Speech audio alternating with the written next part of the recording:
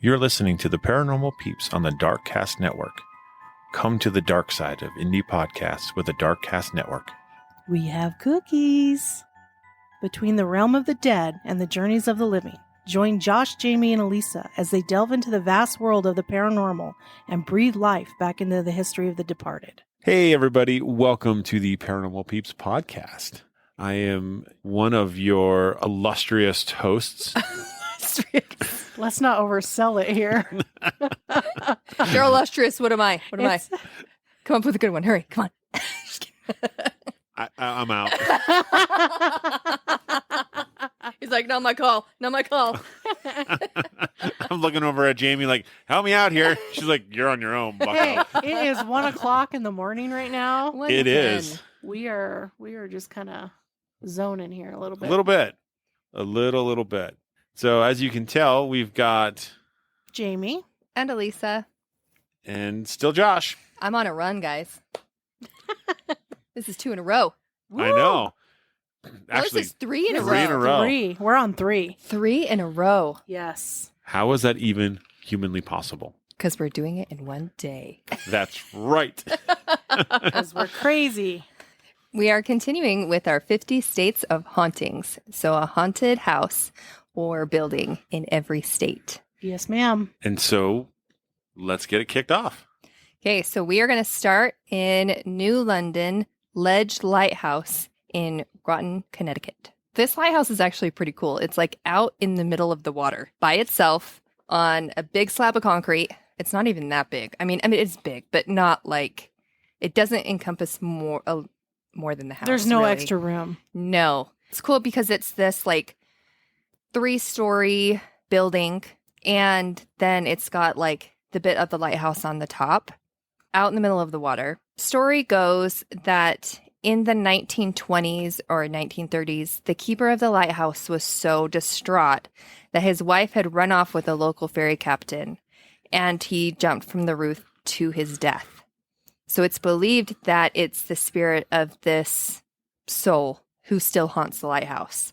Over the years, many of those on duty reported all sorts of strange going-ons, doors opening and closing by themselves, unexplained knockings, bed sheets flying off the beds, cups moving around, boats unmooring themselves, TVs and radios turning on and off, which would be cool to see.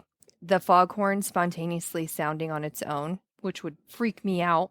Yeah. That's loud. That's not quiet. Clear day, beautiful sunny day. Yeah. And other unexplained happenings. And from time to time, the ghost of a tall bearded man in a slicker and rain hat has been seen. So a lot of things, but they say it's only one ghost. But if you look at it, I mean, it's all by itself. How many are going to be out there? Right? How many are going to float on out there? Yeah, well, that looks like a great place. That'd be a fun place to investigate. It would be. But but the area is so small, this slab of concrete that it sits on, that it's like you walk out the door, take 2 steps, and you're off the edge. You're in the ocean. Yeah. It's true. It's a little intimidating. It really reminds me of Harry Potter when they're running away from all the envelopes getting to their house, and they go off to this secluded place in the middle of the water. And it's like, yeah, I think it'd be so cool to stay there during like a big storm. I would love to stay there during a big storm. You would love to see waves that are crashing into the 3rd floor of your building? I totally would. Like, I really would. I don't know that I could do that. I would be scared, like violent storms and those waves crashing up against Well, there. if you think about it, it's been standing for how long? Yeah, so isn't it time it fell? Right? Don't be negative. I mean, you know how water erodes through concrete and rocks and stuff over the years? Okay, way to break my dreams here. Oh, no, you can still go. I'm just not going with you. That's okay. I'll go by myself. All right. Next, we are going to Vicksburg, and that is in Mississippi. This place is called McRaven House. This home was built in 1797 by Andrew Glass in a town called Walnut Hills, which is now Vicksburg, Mississippi. In the Civil War era, it was known as the Bob House, and it is listed on the National Register of Historic Places. This home, McRaven, got its current name from the street it is located on.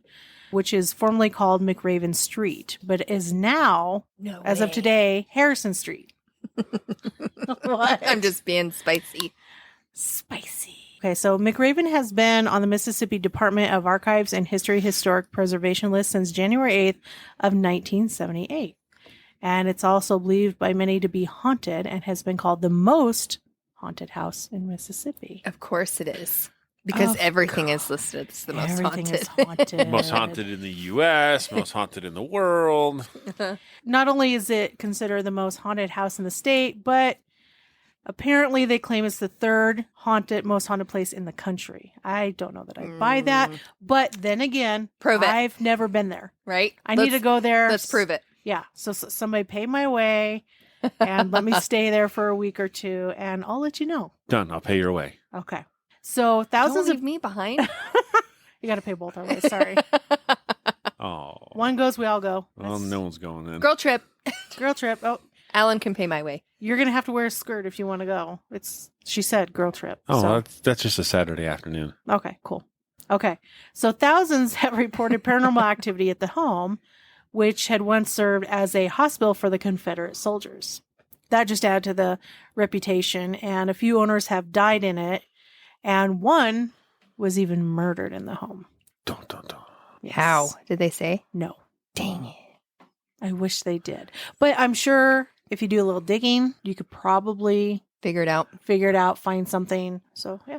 I bet you he was murdered by a murderer. You know, you're probably right. Yeah, I know. I mean, It's late. We're getting stupid. Are we actually still getting stupid on purpose, or are we really losing it? we're really losing it. All right. So we're going to move on to Tennessee and to Graceland, but not really. Graceland? Yeah. We're going to Memphis, Tennessee, though.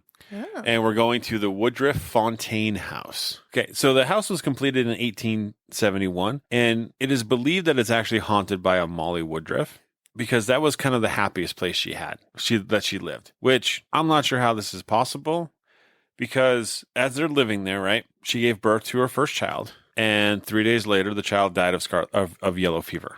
Ugh. Sad. I'm so glad I didn't live back then for just those reasons. Right? Well, 3 months later, her husband falls out of a boat and dies while on a fishing trip. Oh, my goodness. That does not sound like a happy place. Well, Molly eventually remarries and moves into another house, has a new husband. They have a second child who also dies. Oh, heavens. She doesn't have very good luck. No, not very good luck at all. They believe that it's her ghost that roams the halls. I don't know why. They just believe that it is. Cool. Yeah, That's all you got? that's all I got. She roams the halls. That's it. Yeah. Cool. Now we're moving on to Woodburn Mansion in Dover, Delaware. This stately Georgian home was built in 1790 and bought by the state to use as a governor's residence in 1965. The first documented Woodburn ghost appeared around 1815, about 25 years after the house was built. Dr. and Mrs. Martin Bates, the owners at the time, were entertaining Mr. Lorenzo Dow, a well-known Methodist preacher. One morning at the breakfast table, Mrs. Bates and Mr. Dow to begin the meal with a prayer. Mr. Dow hesitated and asked if they could wait for the other guests that was in the house. Surprised, Mrs. Bates explains that there's no other guests. But Mr. Dow described in detail the gentleman that he met on the staircase. The older gentleman supposedly wore a powdered wig, knee breeches, and a ruffled shirt. This description bothered Miss Bates a great deal because it was the exact sketch of her father, Mr. Charles Hilliard III. Mr. Hilliard, the builder of Woodburn, has been seen by others since Mr. Dow. Mr. Hilliard, according to the Dover history, was known to enjoy a strong drink. If a glass of wine is left downstairs at Woodburn during the night, an empty glass in the morning indicates that Mr. Hilliard has been on the prowl again. Mr. Frank Hall, another owner of the house, claimed that to sometimes pass him on the stairs and described him as others had in the past. Another one is a small girl in a gingham dress and a bonnet. She carries a candle and she walks around the grounds, around the outside by the reflecting pool.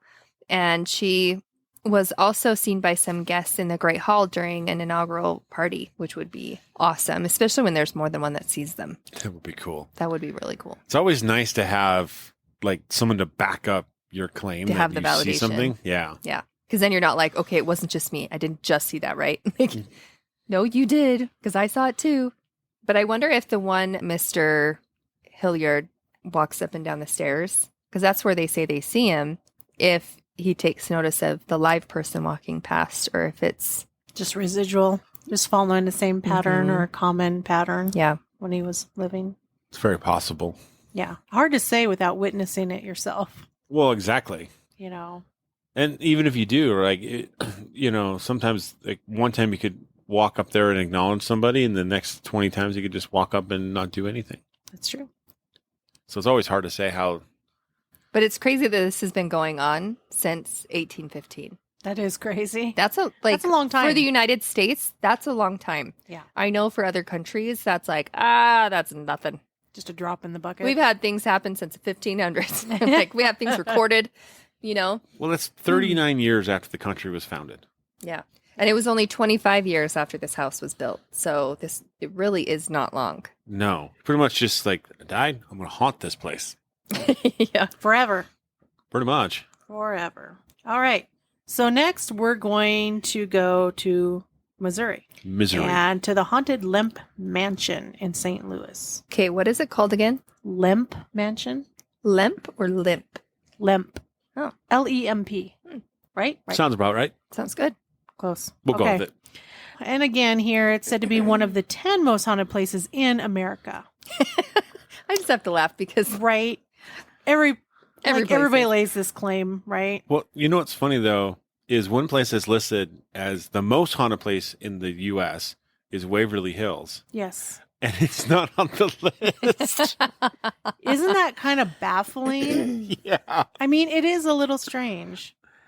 That's all right. You can do the third most and the 10th most. You got like the top 10 going for us. Well, these ones that we're doing are mostly homes. Yeah. This is true. We're not actually doing just buildings, we're doing homes. Yeah, the places where people lived. Yeah, families lived. Yeah. Yes. for the most part. For the most part. Some of yes. mine aren't, but Really, it says Lemp Mansion continues to actually play host to tragic Lemp family.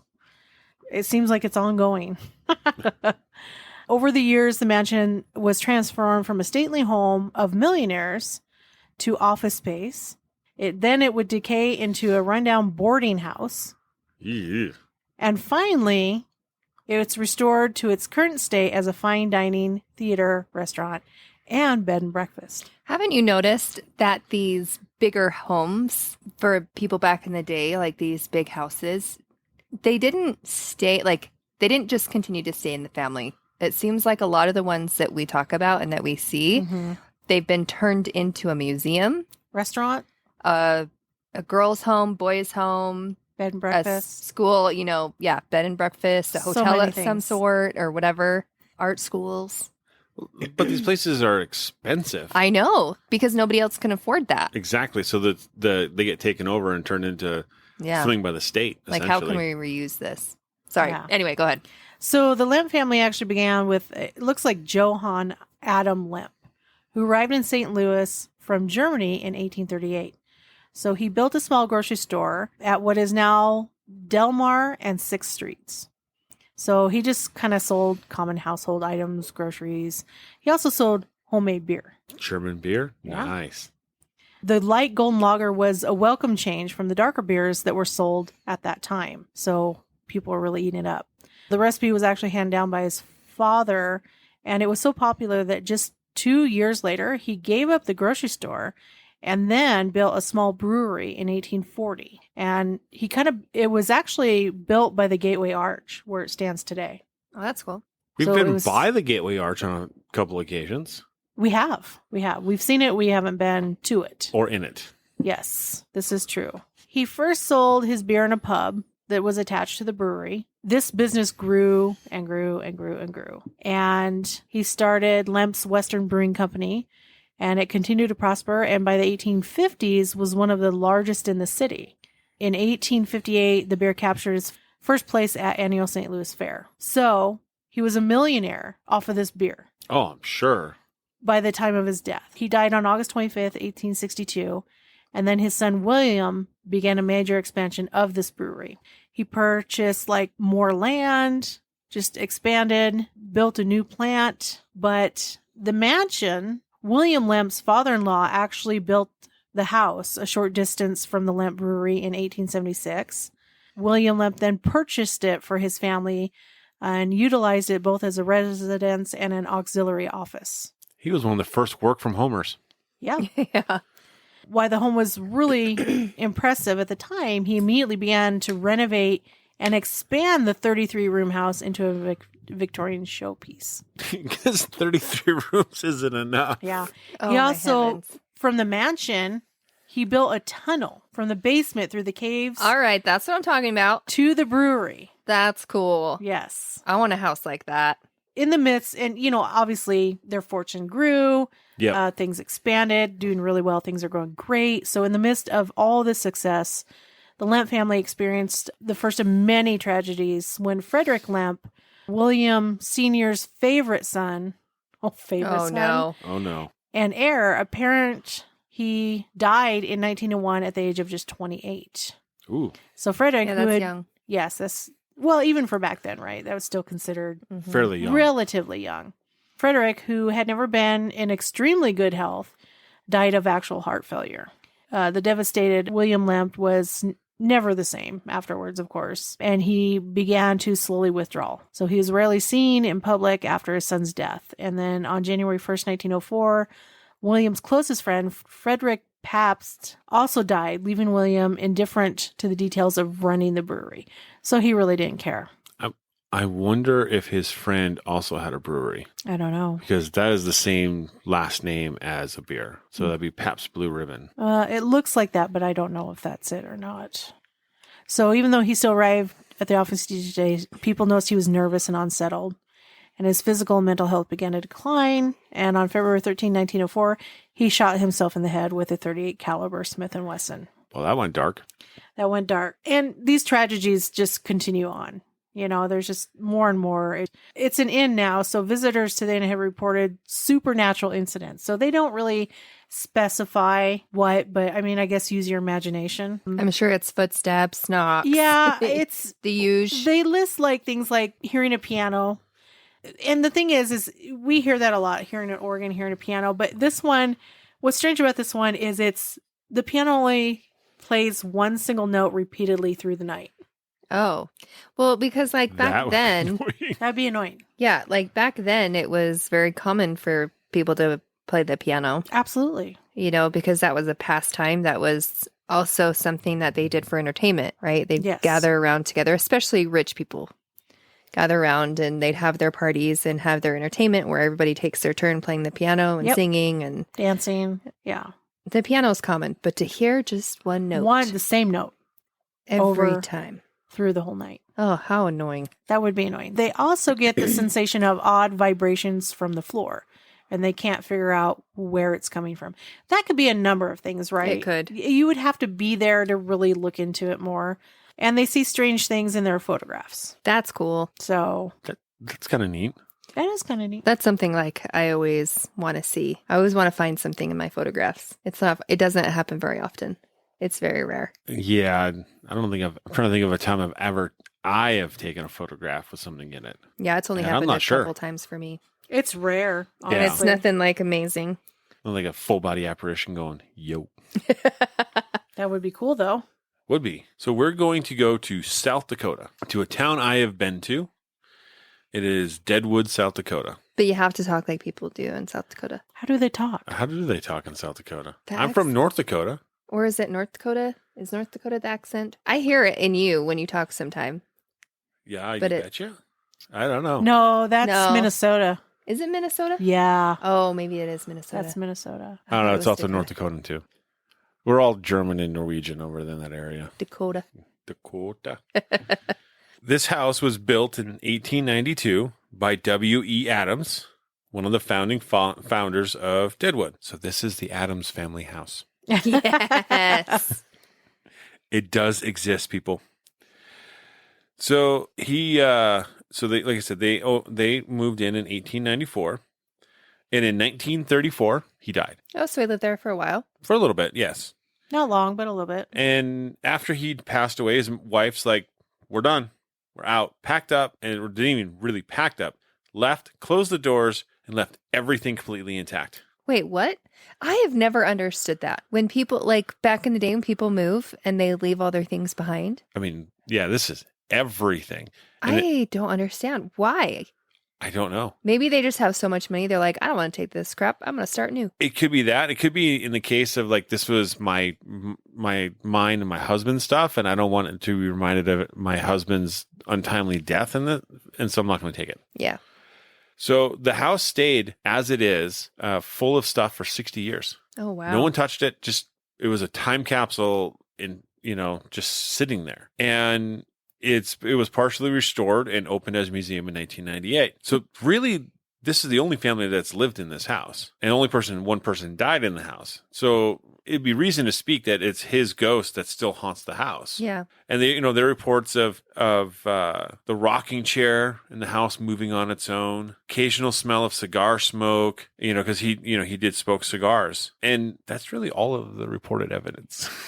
Well, I mean, if nobody else has lived there, Yeah. I don't know. It is a museum now, though. It is a museum now. And it's all the stuff that's in there is the Addams family stuff. God, that's so cool. So it'd be neat. And when I went to Deadwood, I never saw this house. I stayed where all the casinos were at. So, yeah. All right. So now we are going to the Riddle House in West Palm Beach, Florida. So this is I would say a smaller location compared to the other ones that we have talked about. It's a cute little 2-story yellow home with an attic that has a window in the attic. So it was built in 1905, and the house originally was called the Gateskeeper Cottage. It served as a home to the people who would oversee the Woodlawn Cemetery that was just across the street. In the 1920s, Carl Riddle was gifted this home. And part of his job was to make sure, like, if we're going to gift this to you, you need to look over the cemetery, right?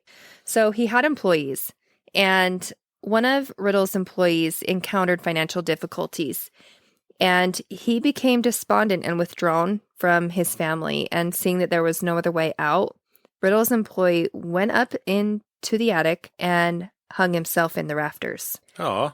Yeah. After that tragedy, the beam that he used to hang himself with was permanently removed from the top story of the house. Carl Riddle's personal diary recounts how the family had trouble keeping up with the home, and the family reported hearing chains rattling on the stairs and like murmuring voices. Many would quit and not return to the house. Murmuring voices is really common. Whenever we hear things that are audible, a lot of the time it's like a murmur. It's not an actual like clear conversation. You just hear murmurings. Yeah, so you can't make out the You words. can't but quite make them out. You hear that they're talking. Yeah. Later, the house was actually moved to another location because they wanted to keep it. Otherwise, I think it was going to be demolished. During the reassembling of the Riddle house, the dark haunting inside reared its head again. When returning to work in the mornings, carpenters would find their tools thrown from the attic and onto the ground. Third floor windows would be found mysteriously broken, and at one point reconstruction had to stop for 6 months because the workers were so shaken up by what they had experienced inside. One of the visitors who had arranged for a private tour was struck in the head by a piece of wood on the staircase. Oh, jeez. The wood seemed to appear out of nowhere, and the maintenance worker was attacked while cleaning the building and refused to enter the house again. Another witness has spotted a hanging torso in the attic window, but later learned that there's no such mannequin that exists in the attic. And security personnel have seen lights go on and off in the building. Yeah, no thanks. Yeah, the whole attic scene, that would be a little creepy for me. Yeah. Seeing just a torso hanging in the attic. Yeah. I mean, or just while you're in there cleaning and you get attacked. Hit in the head by a 2x4. Here comes this board out of nowhere. Boom. It hurts not so much here or here. More right along here. I don't see anything. Oh my goodness, that's funny. That's another place I'd like to go. I know that one would investigate. be a fun one. How do you pick, right? You don't. You just keep going. You just do one a day. This is true. And you do all 50 in like a month and a half. That's true. That's not even in a day, man. That's like in a half a day. All right. So now we're going to head over to Montana and the Copper King Mansion. That's not a state. Oh, geez. All right. So William Andrews Clark, who was born in 1839, he worked on a farm until he was about 14 years old. He then attended law school for a couple years and ended up teaching from 1859 to 1860. So he then moved westward to try his luck with the gold rush in 1862. So he arrived in Butte, Montana a few years late. Whoops. Then he decided to invest his profit by helping other miners, like, bringing supplies, recording claims, and making loans. He expanded his business ventures to newspapers, oil wells, railways, sugar plantations, and he actually even served as the senator in Montana from 1901 to 1907. That's cool. Yeah, busy man. Very driven. Very driven. Very driven.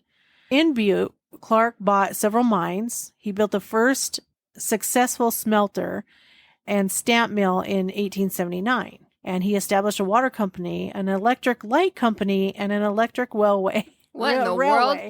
Like, I told one you, not enough? this guy is driven. So people estimate. Did he have even a family? I mean, Question. that's a great question. Estimates on his wealth range from anywhere from 50 million to 200 million. Holy. And this is Back in the 1800s, late 1800s. This dude is Jeff Bezos rich. Yes. There was a architect and he built the Copper King Mansion and it started in 1884 and it was completed in 1888. So this house must have been something else because it took 4 years. And what is this house called again? The Copper King Mansion. The imported materials cost the family about $200,000, and experts estimate the entire construction cost to be $500,000, which is equivalent to about half a day's income for Clark. Oh my heavens. Can you imagine?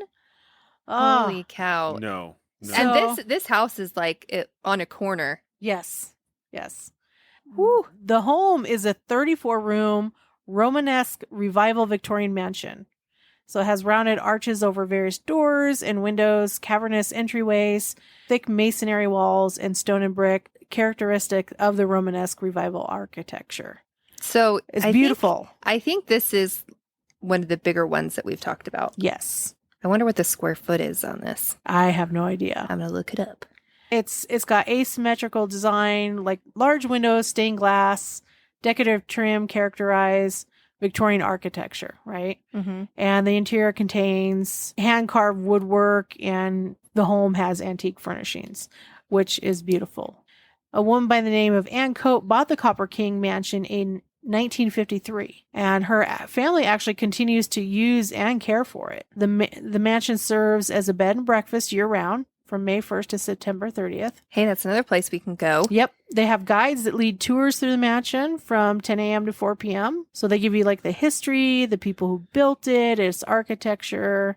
They show you many of the artifacts. The bedrooms retain their style from 100 years ago with large beds, impressive woodwork, and personal connection to the people that once lived there. The rooms are labeled according to which family member resided there too. So you can stay in the same room where Williams Andrews Clark slept, which is kind of neat. That is really cool. They did restoration efforts in 2011, kind of to revitalize the exterior of the mansion. As for some of like the hauntings, they don't have a lot in this one that I have. Some guests of the inn have experienced, in quotes, a ghostly presence in the ballroom. And that's all that they report. That is vaguely specific. Yeah. Yeah. So, I mean, you can dive deeper. I'm sure you can dig up more. You want to hear something kind of crazy? What's that? So he was worth $200 million in 1884. Between $50 million and $200 million. So $200 million today Yeah. is $612 billion. What? Can you imagine that? No. That dude was uber rich. Well, like they said, they estimated that it was $200,000 for some of the work done, and that's roughly what he made in half a day. Yeah, that's ridiculous. $200,000. Yeah. So that man probably was the richest man in the world Yeah. at that time, or Very- close to it. Very possible. He was Rockefeller rich. I mean, See, that's and I'm honestly crazy. looking at this house and I'm like, why didn't he build it bigger?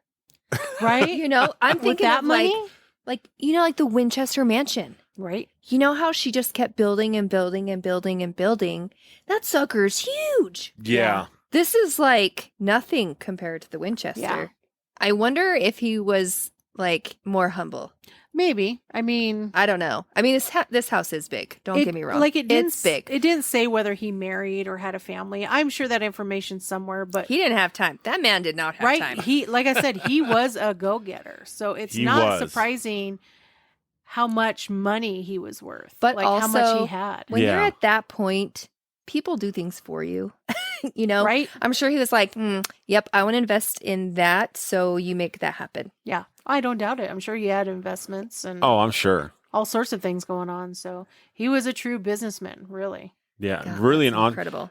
I mean, you're talking about water and electricity and Yeah. and Well, railroads. he was like a and self-made man. He Yeah. just did went from what a he needed to do. young guy, young 14-year-old working on a farm and just look what he did. Yeah. You know, not bad for getting to the goldfields late. Exactly. He didn't get there and go, "Ah, shoot, I missed it." I know. No, he found a way Yeah, to make money and expanded and kept going. you got to wonder: is it him that's haunting the house? Well, and that's a great question. I'm sure if we dug deeper, we could Find out, find more accounts and whatnot. or we just go there and find out for ourselves. I'm Well, in. I'm I vote in. for that one. I'm I in. do too. I do too. We're gonna move on to the Littlefield house in Austin, Texas. This house was built by George Littlefield in 1893. And at this time, if you guys remember or not, Texas is kind of involved with the South. The Civil War going on. They're kind of involved in, with the South, with slavery, all of that stuff. By all accounts, to the public, George and Alice Littlefield were a loving couple, and they were universally adored throughout Austin. Uh-oh. Let's scratch the surface a little bit. Yeah, George had a small little secret. So Dun, dun, dun. his wife was, chances are his wife was unable to have children, so they weren't able to have children together. And so they doted over their 12 nephews and 17 nieces. Wow. George built his mansion. He intended to house as many children as he could. Okay, Okay. this is sounding like the house on the Haunted Hill. It very well could be. He and Alice even paid for all 29 of their college educations, Oh my Dang. goodness. all at the University of Texas at Austin. And you could say that they were just really adored by their families, right? Here's the question. Do I want to be a family member? Yes, just not his wife. Oh. What people didn't know at the time was that when George would go on an errand or a trip, he would lock his wife in the attic. Oh, no. He feared that the Yankees would swarm in and kidnap her, leading him to bolt the attic door with Alice inside. You think that's really going to stop him if they really wanted to kidnap her? No. I mean, does he not lock the front door? Oh, I'm sure, but you got to lock her in the attic too, just to keep her safe. Oh, because that's going to make a difference. Yes, it will. Got it. I mean, yeah, makes sense. As you can guess, being constantly locked in the attic, she starts to suffer from fits of hysteria. She lived in terror that she might be stolen away from George or worse, brutally murdered. Oh, gosh. On more than one occasion, Alice could be seen hurrying down the stairs. Her horrifying screams could be heard echoing throughout the mansion. George had little idea about what to do with his wife. He brought her to one doctor, to another, until one advised him to take Alice to a sanitarium. I was going to say, that's where she's going to end up. Yep. But George refused. Oh, Instead, he hired 3 nurses whose solo job was to comfort and care for his beloved Alice. well, that's good. Yeah, the beloved wife That he, locks in the attic. yeah. As legend goes, George Littlefield died of pneumonia in 1920. While Alice remained heartbroken, her mental condition began to improve after some time. She regained her zest for life and attended parties hosted by friends and family. When she died at the age of 88, she bequeathed her home to the University of Texas, and she is buried next to her beloved husband. I wonder if they look back now that they're dead and they're like, I probably shouldn't have done that. You gotta expect there's a little bit of doubt, right? Like, I probably shouldn't have locked you in that room. Sorry about that. Sorry. The most common paranormal experience in the house is the piano playing itself upstairs. Alice was the one who most frequently played the piano during life, and it makes sense that she would continue to play it after death. They love their pianos. They love their pianos. Okay, now we're on to Rhodes Hall in Atlanta, Georgia. And I want to tell you this. I want to live here. It looks like a castle. It looks so freaking cool. I want this house so bad. Built in 1904, it looks like a castle. A tour guide was at the hall late one night, having just finished up an evening behind-the-scenes tour. She had just finished gathering up her belongings and was about to descend the back staircase when she heard someone creeping up the stairs towards her. Okay, heard it, didn't see it. She froze, her heart catching in her throat. No one else was supposed to be in this part of the building but her, and she had just watched the last of her coworkers leave. The footsteps were slow and heavy, and a third noise punctuated each step, like the tapping of a cane. As the footsteps grew closer, a deep male voice began to growl, "Get out! Get out!" The guide hoped and prayed it was just her coworkers trying to play a cruel joke on her, and she called out to them, but no one answered. So suddenly the ghastly shadow of an old, bent man appeared along the dimly lit wall, his hair wild, sticking up in all directions, his cane stretched out in front of him, and a deep male voice grew louder and louder until it was practically screaming, "Get out, get out." Not wanting to stick around for another second, the tour guide turned around and fled down the main staircase and out the front door, not even bothering to lock it up behind her, and she quit the next day over the phone and didn't return. I don't blame her. No Right? kidding. That would scare the junk out of me. That would be so What? intimidating and frightening. I mean, no way. Well, it's one thing to hear that when you're in a group. Yes, It's a whole nother thing to hear that when you're by yourself. exactly. Right? Because I can tell you from personal experience, I have had similar things happen to me while I was in a group and while I was alone, and it affects you completely differently. Yeah, I can imagine that this would terrify anyone. Oh, yeah. that is I'm sure. terrifying. Yeah. Terrifying. I would have quit too. I'm out of here. Unless I work in pairs. Otherwise, I'm out. Exactly. And this is why we never go alone. Right? This Or is always true. at least in groups of two. All right. So next we're going to go to Nevada and to the governor's mansion. It was built between 1908 and 1909. And actually up until that time, Nevada's governors and their families really found lodging where they could in or near Carson City. Oh, here I thought they were going to be in Vegas, hanging out the MGM Grand. They passed a bill, and it's State Assembly Bill 10, and they called it the Mansion Bill, and it was passed in 1907 to secure a permanent site and residence for a governor's mansion. A woman by the name of Miss T.B. Rickey actually sold the land where the mansion now stands to the state of Nevada for $10. Oh my gosh. Woo! Big money. Yeah. And George A. Ferris, who was a Reno architect, designed the mansion with classic revival features and Georgian and Jeffersonian motifs. A construction bid was awarded for $22,000 or $22,700. And acting Governor Denver S. Dickerson and his family were actually the first residents when they occupied the mansion in July of 1909. And the building was first opened to the public during open house on New Year's Day in 1910. The governor's daughter, June Dickerson, was born in the mansion on September 2nd, 1909, and is the only child yet born in that mansion. Today, the only child today up to today that's been born in the mansion? Yes. That is that is so hard to believe. Yeah.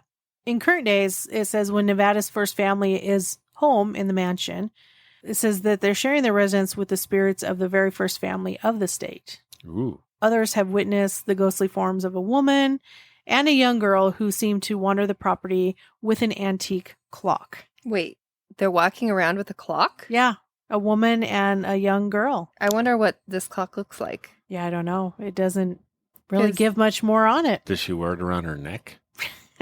She's not a rapper. Yeah, it's interesting. It leaves a bunch of questions. It But does. I'm sure if you want to do some digging, Oh, there's so much more digging you guys Yeah. you can do could on find this. so much more. Yeah. We're just kind of touching on each one. Now we're going to a state that none of us have ever been in or ever investigated in. Ever. The great state of Utah. Oh, yeah, never been there. Nope. Never been there. Never investigated there. Utah's a state? What? Could be. I mean, it could be its own country by now. Who knows? So we're going to go to the McCune Mansion. McCune.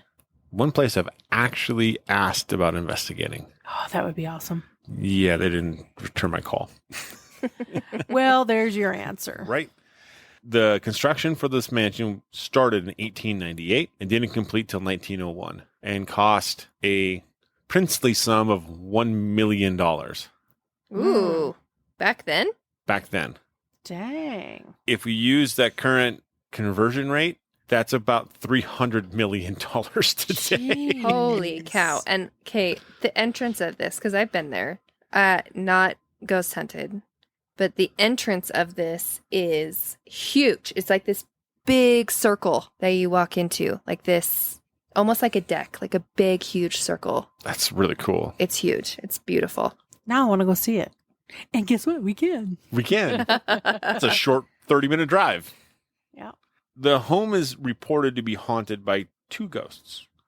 One, a girl who's about 10 years old, and there's even a picture of her hanging in the mansion. Oh, that's really? So they know who it is. No, What? they don't know her name So how do they know Really? it's the girl? because it looks like the girl in the picture. Okay. cool. Where well, did they, I wonder where they got this picture from. It's been hanging in the mansion the entire time. So nobody knows. So nobody No. knows. Nobody knows.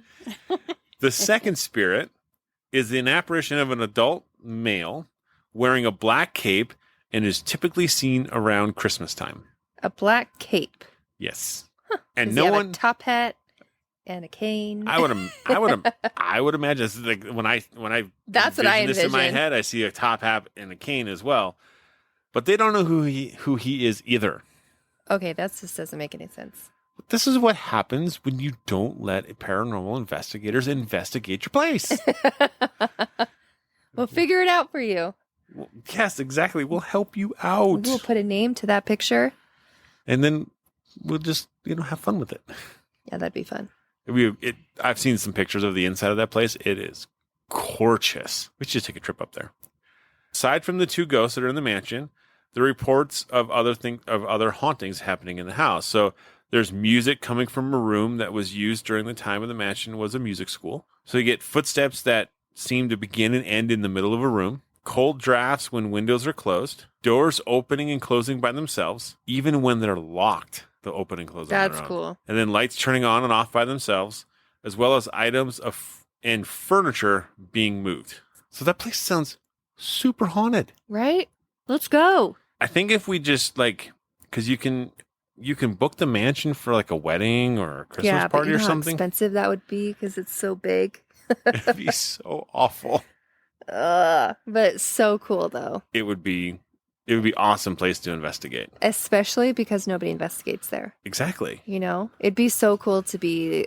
It's not very often, or if ever, you really get to be the first people to investigate a place. No, that's Rarely. really true. It's rare that happens. And generally, when that does happen, that's when people get a lot of stuff. Being the Yep. first people there, Yeah. because the spirits aren't used to that happening. When they're curious. Yeah. But then when it happens over and over and over again by tons of these people coming to investigate, things start slowing down. They get they're like, annoyed, I'm not going to perform for you like I just did that last group, right? Well, the curiosity's gone. They're desensitized to it. They're bored with you. They're bored. Yeah. So, that'd be so cool. All right. To Hawaii we go. Woohoo! Hawaii. The Volcano House Hotel Is it on a volcano? in Volcano, Hawaii. Is it in a volcano? Hawaii. Hopefully Next not the to one it. hopefully not the one that's been erupting. So it was built in 1866, but a fire claimed it and was rebuilt in 1940. A former Volcano House owner and his family claimed to regularly see an apparition of an elderly woman. This ghastly woman has also been seen in guest rooms and wandering the hallways. Sightings of a ghostly white dog on the entrance road to the hotel has also been reported. There are many who believe this white dog is I want to say Pele? Pele, that's right. The Hawaiian goddess of fire and volcanoes in disguise, warning guests of death. Pele's curse, the curse states that anyone who takes a rock or sand away from the Hawaiian Islands will suffer bad luck until the items are returned. So each year, hundreds of visitors send packages full of rocks and sand back to the island to be relieved of their bad luck. So I'm curious, if you go there for vacation, you get sand in every crevice and crack, and you accidentally take it home, are you like going to be plagued with bad luck until you like empty that sand out of your crack and send it back? That is a good question. So I'm sure Because it says rocks, volcanic rocks, and sand. And let me tell you, there is sand to spare. Yeah. But, you know, that would mean that you're not showering while you're there. You would probably want to shower before you go home to get it out. Sand gets and everywhere. You shower. I'm telling you, okay, when we went there this last summer, and there were so many naked people that would just go. And are you kidding? No. And there are naked people that will just shower right there. Or because there is a lot of homeless people there, like a lot. I was surprised how many homeless people. It's an expensive place to live. Homeless. Well, it's really sad because it's so expensive that the natives, it's hard for them to afford it. It's so sad. When we'd go and shower, it was like you had to shower like 3 times before all that sand would get out. And I doubt all of it. Oh my got off gosh. of you. Well, and we carried sand home in our suitcases. Oh, I'm sure. Not on purpose. Oh, no. Maybe that was my problem this last year. Ooh, I think we solved it. I think we did. I think we did. We need to send that sand back. Do you still have it? Nope. I dumped it in my carpet and vacuumed it up. Aw. Send the vacuum bag back. I know. It's in there somewhere. Well, it's like I didn't even notice it until I'm unpacking, right? And I'm unpacking it all. And all of a sudden, there's like this pile of sand at the bottom. Like, dang it. So it's kind of one of those things you just tip it over and then you vacuum it. Shake it out. Mm-hmm. You could have built a sandcastle. But guess what else I did when I went to Hawaii? What? Do tell. While we were in Hawaii, we were just walking around. It was just my husband and I. We were walking around and we found this thing called Ghost Bus. So all it was a tour bus that they had turned into a ghost attraction. So instead of going to a haunted house, you're going on a bus. It was awesome. The coolest thing. So it's mainly from Japan. And what they did is when COVID hit, the people that were over this, they shipped a bus out to Hawaii because, it's not too far. They decked it all out and used it as a way to earn money because they're like, well, we can't just drive the buses anymore or cars, because nobody's going to be on them. So they started doing the ghost bus, and you watch a video at the beginning, and it's like a mini Japanese horror movie.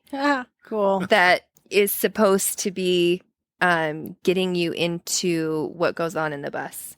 I don't want to give it away because I want it to be fun. But if you end up ever going on this, and so you watch this video, so you're in it, and they go and they seat you on this bus, and then they turn off all the lights, and it is literally pitch black in there. They've got chains hanging. They've got lights that will shoot off. They fill the whole thing up with fog. I don't know. They have random things in there that look fake, but end up actually being real. Wow. And so it throws you off. Which is what it's meant to do. Uh-huh. And this bus inside actually shakes. That's weird. So it goes, I don't know. It was just so cool. So anyway, if you're ever in Hawaii, go to the Ghost Bus. It is so freaking cool.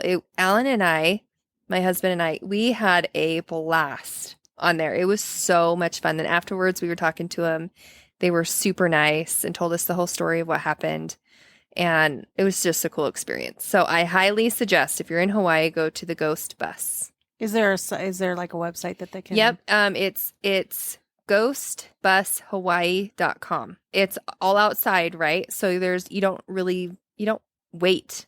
You just say, hey, I want a ticket for this time. And they're like, hey, come back at this time. We'll get you right in. And you do. It is the coolest thing. That's so neat. That is so cool. That's really different. It is. And that's what was made it like so awesome. We're like, that's not It's completely what new. I thought I was going to be doing in Oh. Hawaii. That's too cool. I Yeah. like it. I like it. That is awesome. It's super fun. Okay, so now we're going to move on to Nebraska and a place called the Captain Benson Bailey House, which is now a museum. Of course.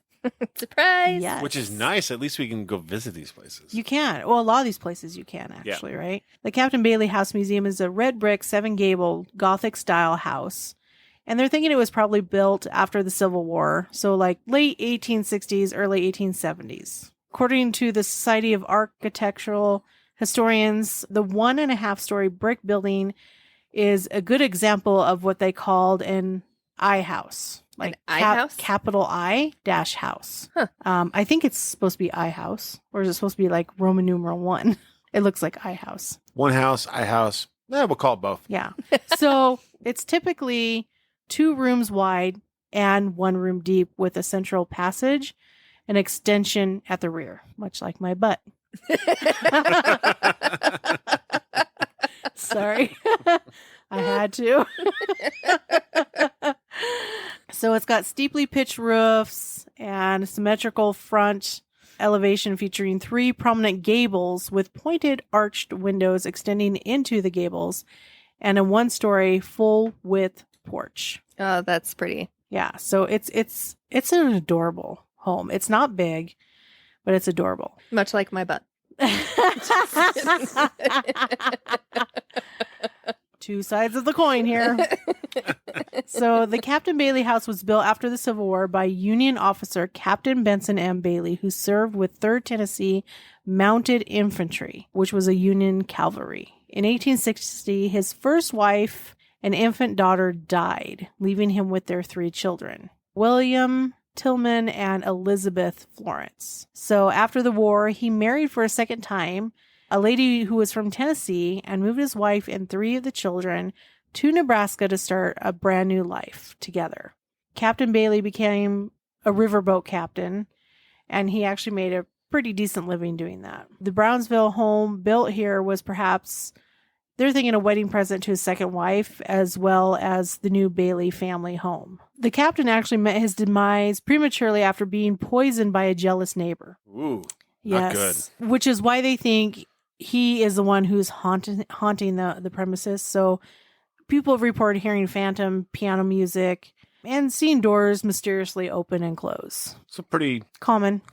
Yeah, pretty common. Then let's move on to Vermont, to the Bowman House Laurel Hall in Shrewsbury. Shrewsbury, huh?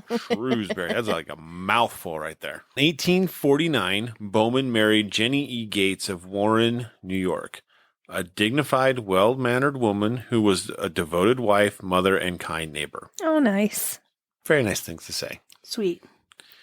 So the couple moved to Stony Creek, New York to establish tannery business. A few years later, in 1854, a daughter was born named Addie. Sadly, she passed away after 4 months. Oh, That seems like a common theme. it is. Young death, yeah. Yeah. Sheesh. Well, I mean, how many times have we gone to cemeteries and seen infant deaths? Oh, so many. In It's A so lot. sad. yeah. Yeah. Before 1900, there was a lot of infant death. They just, unfortunately, was a fraught time for people. Mm-hmm.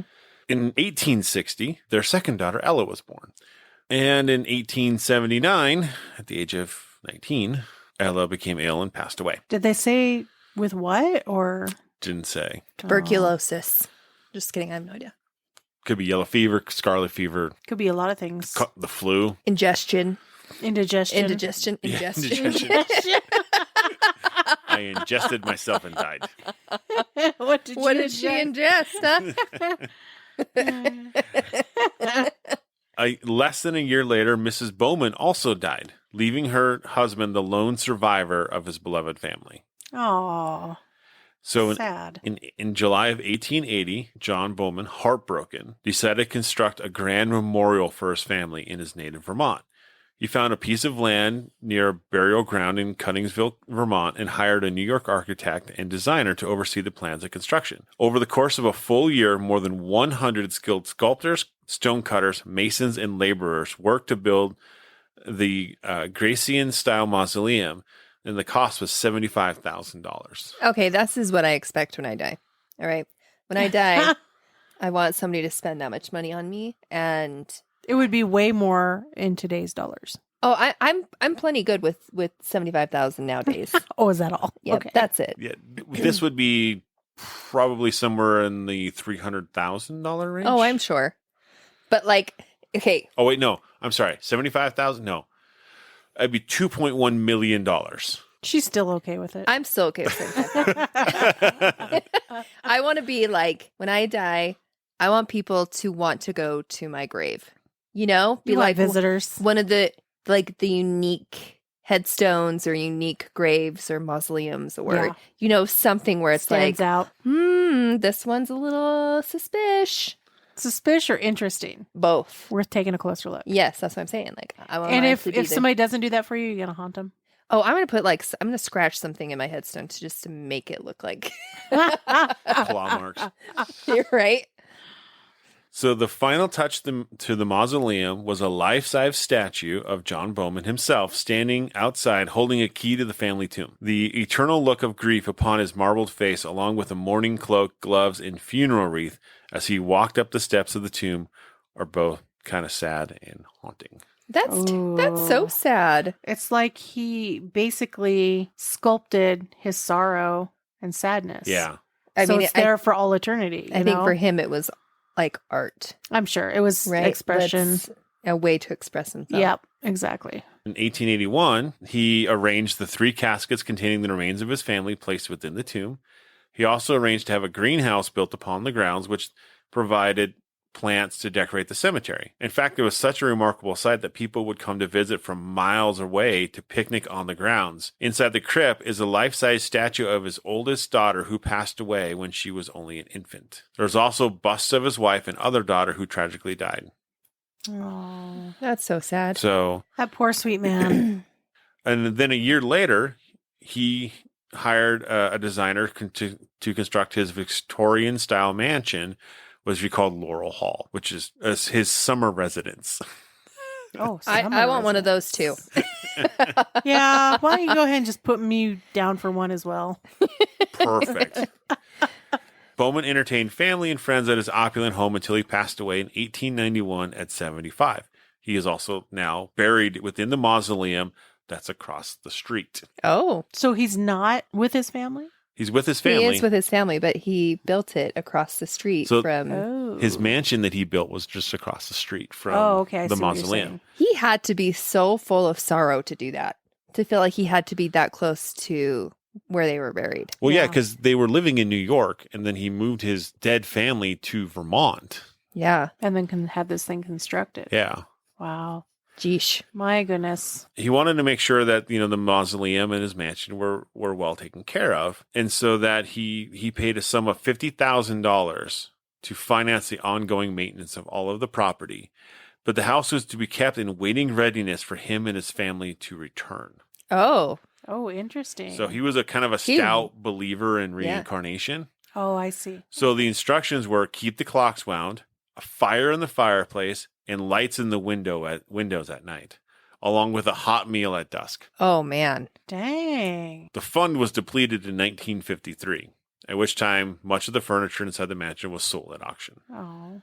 So wait, when did he die? What year? 1891. 1891, So that went on. for almost 60 years. Holy moly. Actually, no, it did. 62 years it went on for. Wow. Wow.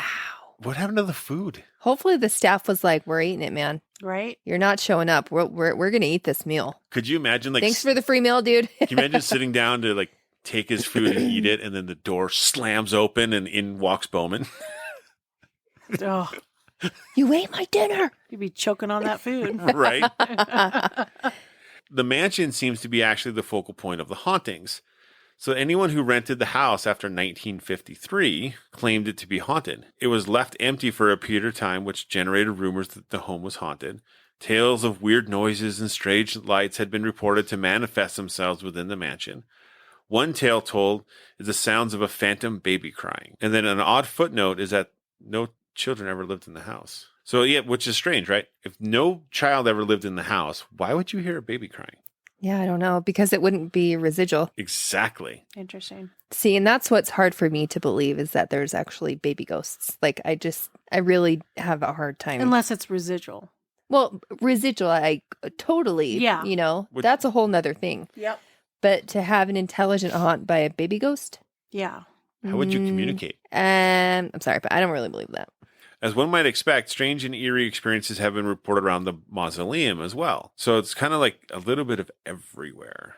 We need to go to that mausoleum and go do an EVP session. Yes, we do. Right? That would be so fun. So, and then as of 2016, the house has been unoccupied, but it's being maintained by the Laurel Glen Cemetery Association. Huh. That's cool. So might be available to go hang out in. Maybe. I'm there. Let's go. So next we have a favorite of ours, I guess. Idaho State Tuberculosis Hospital in Gooding, Idaho. Yeah. Hey, one we actually have knowledge of. I know, because Right. we've been there. The building was originally a hospital. Well, I guess it wasn't a hospital. It was more of like a residence of the staff of the hospital where it's at right now. But it was, the hospital itself has been torn down since. But the hospital was specifically for patients suffering or dying from tuberculosis. But the locals do suspect that it became, a mental institution when the hospital closed its doors. So we tried to look this up and we didn't find anything that would coincide with this suspicion. Not with the mental institution. Yes. But we did find that it was actually used for addiction. Yes. It was used for multiple things. They did end up tearing the hospital part of it down, but the building that held the doctors and nurses and stuff of the hospital still stands. So we actually went there on a ghost hunt and spent the night in the Stayed building. a weekend. yeah, it was interesting to say the least. Yeah.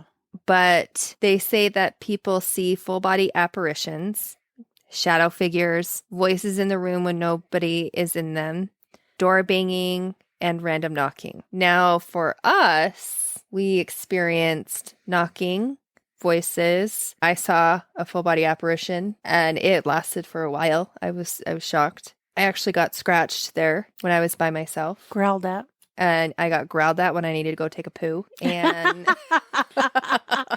It's not just go to the bathroom, folks. She had to go take a poo. well, we were all in a room together, and it was getting pretty intense in the room. We were feeling it. And so I was like, guys, I'm sorry, pause, time out. I need to go to the bathroom. And it was one of those times where you're just holding it all day long. And you're like, I really just need to go. And so the hallways are quite large. And the closest bathroom was in one of the rooms. And so our friend was like, you can go into our bathroom. And I was like, okay. And so I started to walk out, and we're in this enclosed space, I guess. We had the doors closed. Mm-hmm. And I walk out and I take 2 steps, If that. if that. And all of a sudden I get this deep growl right in my ear. Now, And- mind you, it is loud enough. Everybody else heard it. Yeah. Well, Jamie and I were Right there. 4 feet. Yeah. Right there. We heard it. It was like, whoa. I turned around and my eyes were huge. She came right back in. Yeah. I was like, nope. And she no longer had to poo. Because it really scared the poo out of her. No. No, I was like, I need a friend. Yeah. So she ended up taking somebody with her. So But, and that first night that after we got done investigating, you got someone blew in your face. yeah, I thought, I don't know what I thought. I rolled over. You and I were kind of back to back. You were Yeah. laying the other way, and I was laying facing the nightstand on my side. And I just closed my eyes, and I kind of just cinched the blanket up to like my nose Yeah. a little bit. It was cold. We had the heater on. And it felt like somebody kind of pulled the blanket down off of my nose and blew like this Arctic air in my face. Like it was wow. that cold. That's crazy. And I opened my eyes expecting to see like somebody standing there. Like I Yeah. thought somebody would have been standing there and nobody. Well, and then the next morning, I had the same thing happen to me. When I went and took a shower. But I thought, for whatever reason, it was a cold wind blowing from outside. Except there was no wind, and it wasn't really that cold. No. Yeah, that's crazy. Yeah. Yeah, that place was freaking awesome. Definitely want to go back. Yes. Definitely, definitely. All right. So now we're going to move on to New Hampshire and the ocean-born Mary House. So really the photo that I found is kind of an old, outdated photo, but it still stands today and is actually a private residence. One of the residents, they figure, might be Mary herself. So I don't have a lot of backstory on this one, but she's described as a ghost with bright green eyes. Ooh. So I don't know if they're just like striking green, vibrant, or if they're glowing green. Either way, it's kind of cool. Yeah, it is. Mary's life was defined by the notorious pirate Captain Don Pedro, who had initially spared her young life in 1720 during a raid. She lost her first husband, right? And the pirate actually came back to marry her years later. She actually, when she lost her husband, she was living in the grand home, and she actually stumbled upon the murdered remains of her first husband. Oh. So it makes you wonder if like the pirate didn't send somebody to kill him Yeah.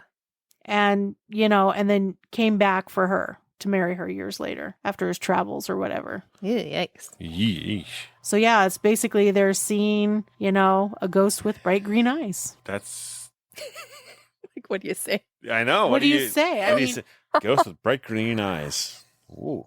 So we're going to move to Maine. I want to go there so bad. Me too. I've been to Vermont. I've been to New Hampshire, and I didn't go to Maine, even though I was really close. We are going to talk about Captain Lord Mansion in Kennebunkport. So this mansion was originally built in 1812.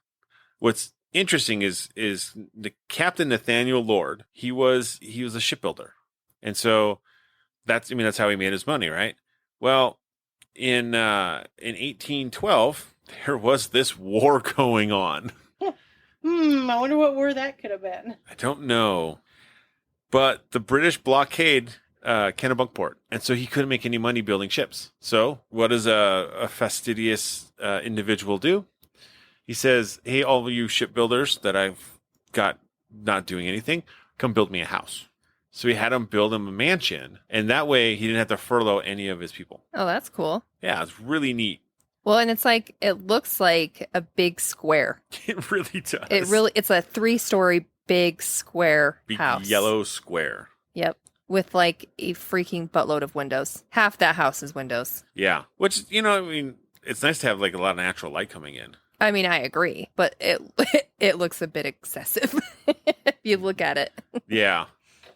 Well, he had a whole year to build it and a bunch of or labor to do it. And, Yep. you do what you got to do.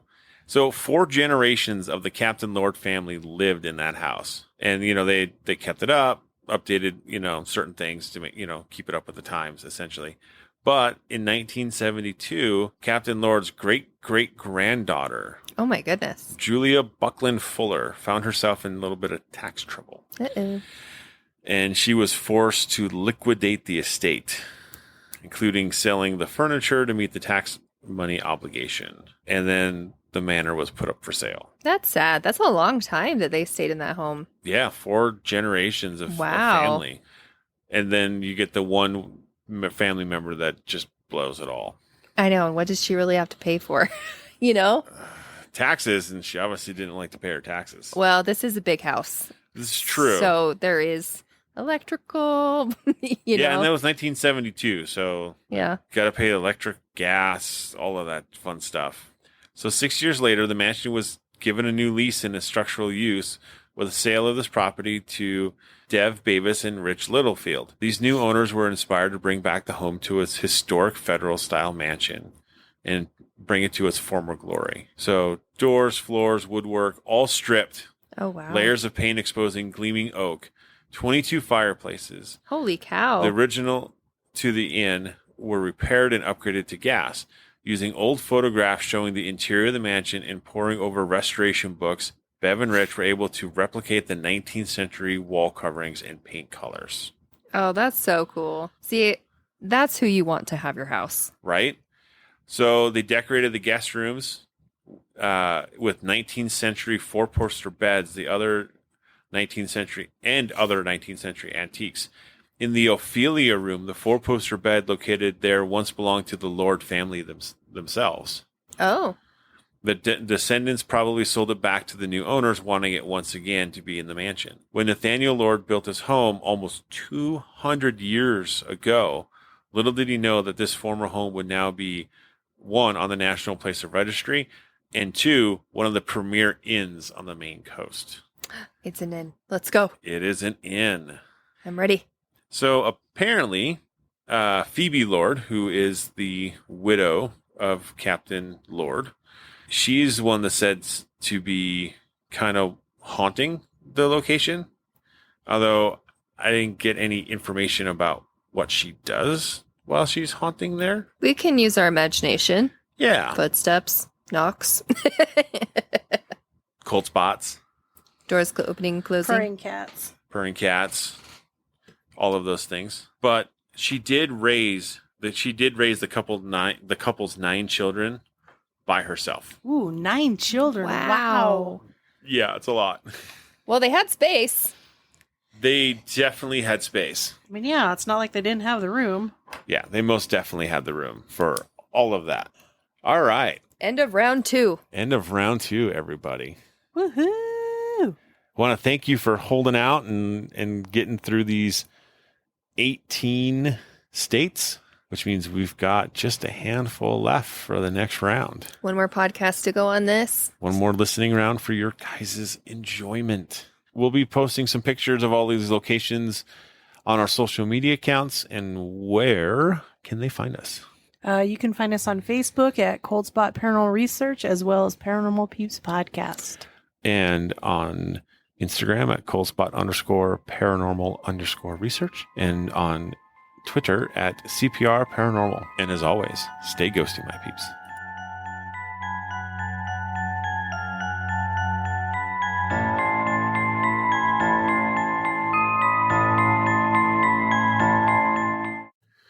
Thank you for listening to the Paranormal Peeps podcast. You can find us on social media at Twitter at CPR Paranormal, on Facebook at Paranormal Peeps Podcast and Cold Spot Paranormal Research. And you can find us on Instagram at coldspot_paranormal_research.